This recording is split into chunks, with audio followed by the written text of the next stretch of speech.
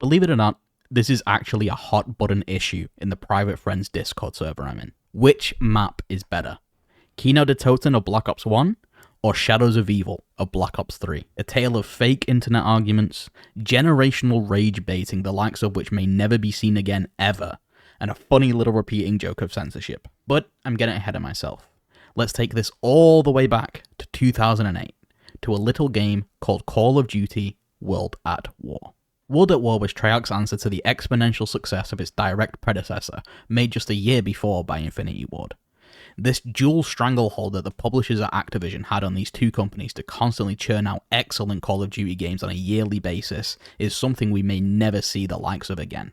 Especially not now that all major games are made in board meetings and the suits behind them are only bothered about profit margins and finding new ways to stop you from owning something that you paid for. I mean, seriously, can you name another game series that had the run Call of Duty had from COD 4 all the way to Black Ops 3 that spelled the start of the end? We're talking about a 9-game run of pure entertainment that somehow the developers kept finding new ways to innovate and build on top of what was already there. And regardless of what you think about these two games, I personally didn't like them because I didn't like just how drab and bleak Ghosts looked compared to Black Ops 2, and Advanced Warfare was quite literally unfair in some instances.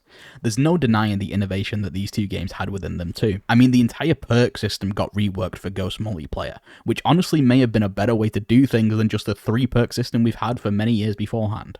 And in Advanced Warfare, well, that one's obvious. Nevertheless, I implore you to sit there and tell me a run of better games for anywhere close to 9.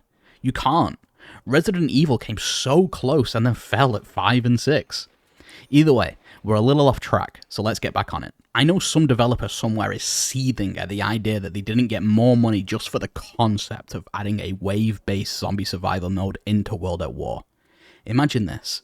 You're 8 years old, terrified of your own shadow and girls. You grew up playing PlayStation 2 games all the time, Grand Theft Auto for one, and you thought nothing of the 16 age rating slapped on the front of World at War.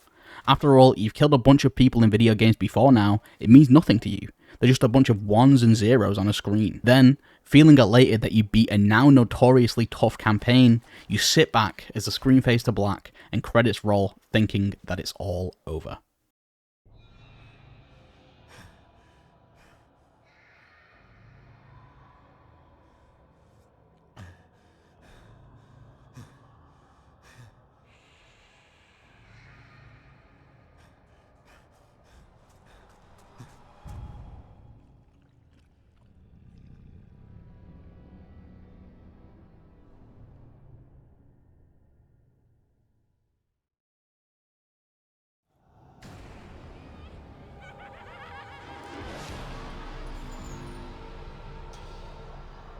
What the fuck is this? Now, some of my friends have told me that the scariest part about that was the zombie running towards you, but I beg to differ. Being forced into a place where you think you're supposed to understand whilst actually understanding nothing, that's what terrified me. After all, you just spent hours with these weapons and these mechanics. Shoot, melee, grenade, enemies being thrown at you every second for jam-packed actions. You get it. But at the same time, here you are, alone, with nothing but a pistol in your hand and the remnants of a building that once stood soundly. When, after a good 5 to 10 seconds, you hear a groan. And then a little later, you hear wood being torn off the walls somewhere in this room. This isn't familiar anymore. It's the same basic mechanics in a completely different environment. You feel like you're supposed to get it, but you don't. It's like the entire concept of liminal spaces.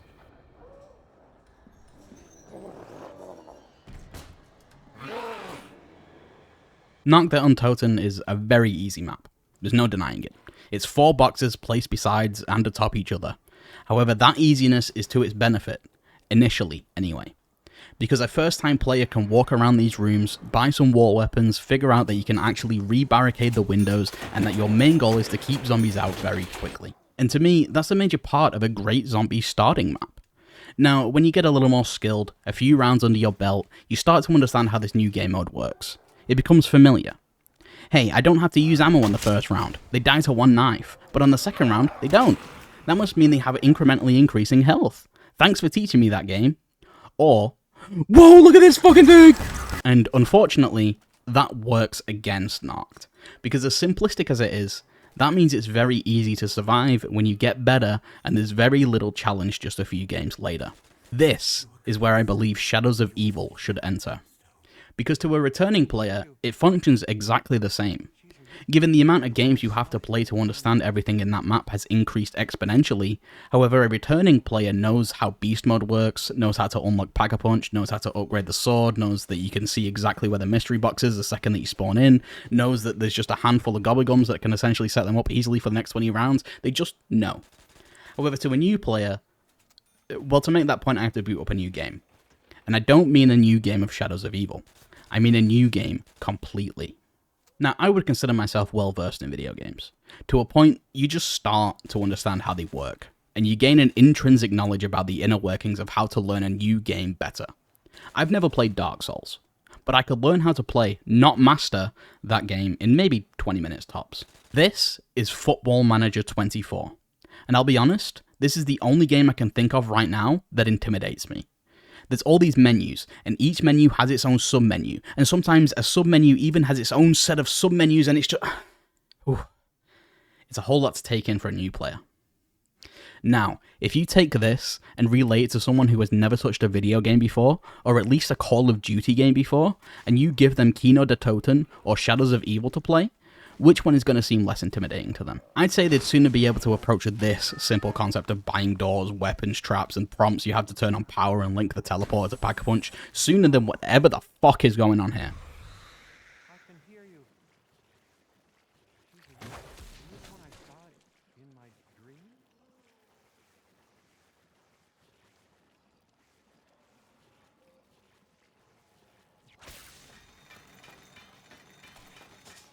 To a new player, Shadows of Evil is too complex to be a starting map.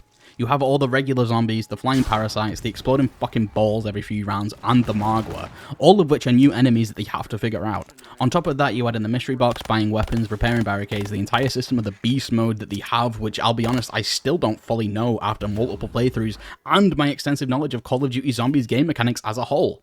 There isn't a zombies map that I haven't put multiple hours into, and that's not even getting into the Easter egg steps. Let me put a side by side of everything I consider to be essential or core in these maps that I can think of.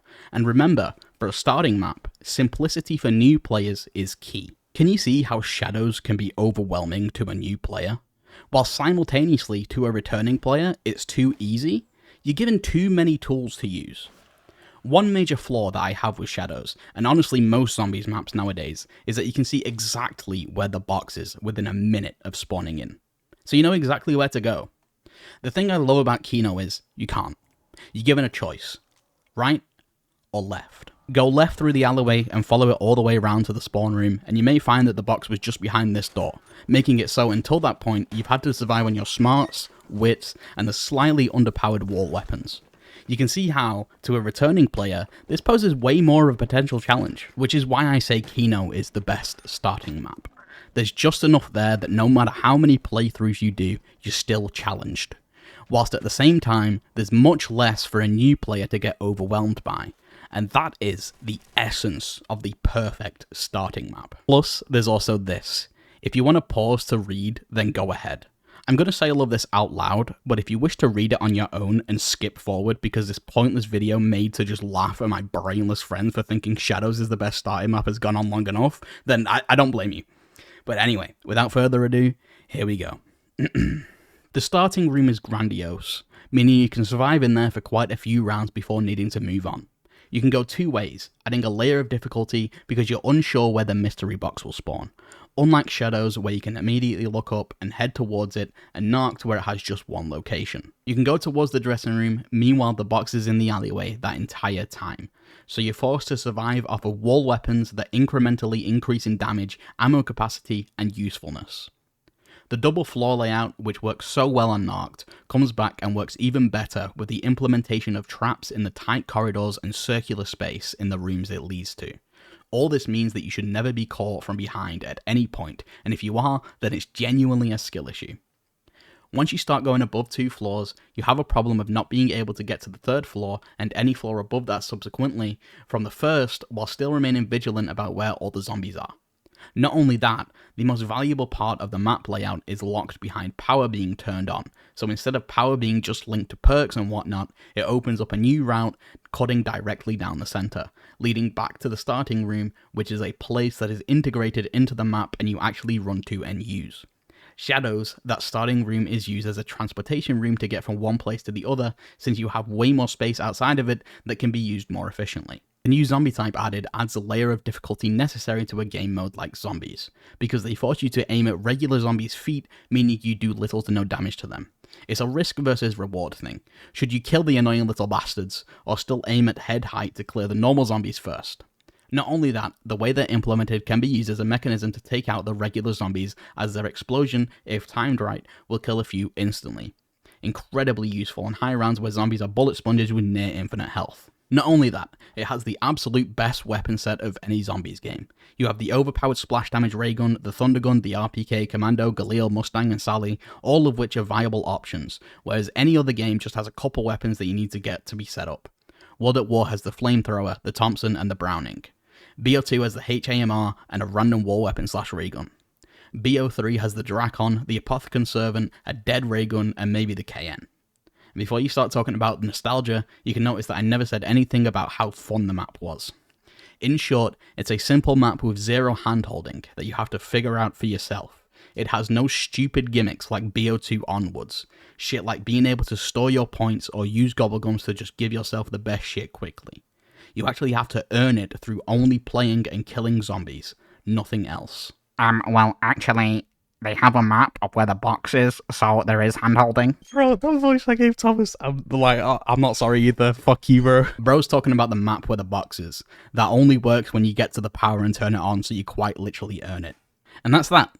But as always, I'd love to know your thoughts. Am I just a hating ass old head? Are these people just new gens blinded by nostalgia for their teenage years? Or is Shadows actually good?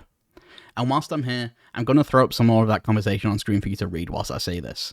All of this stuff we type was made in jest, so don't take any of it seriously. The Online Safety Act is very much still a thing and is very much still a threat to personal freedoms and, ironically, your safety online for something called the Online Safety Act.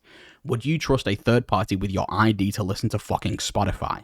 Which, by the way, fuck Spotify too, but there's a whole kind of beans I'm not getting into.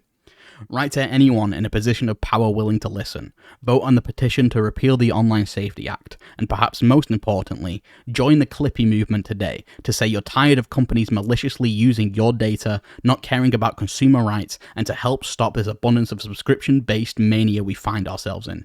You deserve to own the things you pay money for. Thanks for watching.